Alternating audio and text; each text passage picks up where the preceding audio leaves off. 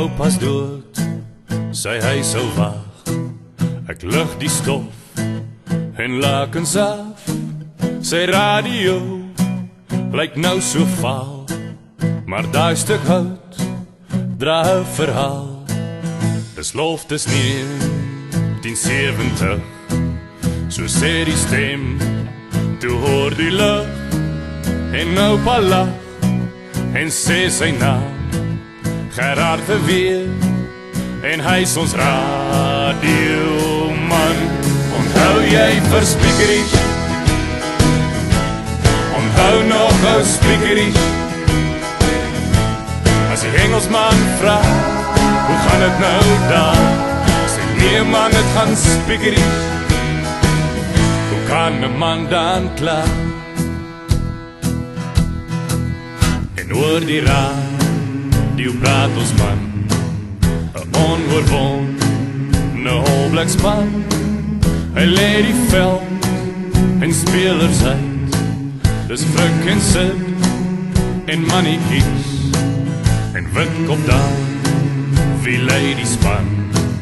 Hy teken eerste punte aan, die Springbokspan, wys durf en daad.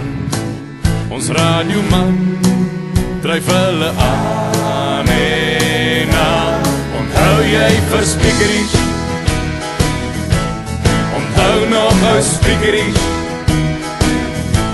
As die Engelsman vraag, hoe gaan het nou daar? Sê nee man, het gaan Spiekeries. Hoe kan 'n man dan klaar?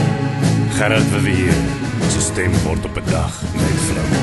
En soos my oupa, gaan hy ook weer 'n rugby-nasie sal hom onthou.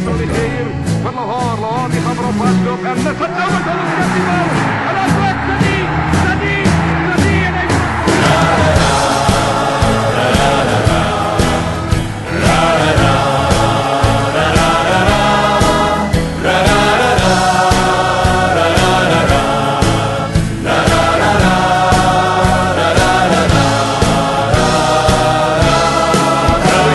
Spiekeries, onthou nog ou Spiekeries? As die Engelsman vraag, hoe gaan het nou daar? Sê nee man, het gaan Spiekeries. Hoe kan 'n man dan klaar? Er is ongoing, maar die bal is diep aan de kant. Karidas kan doen afbuiging, maar kan ik niet helemaal lusten. Lusten probeert weer te zien. Komt er op die kwart.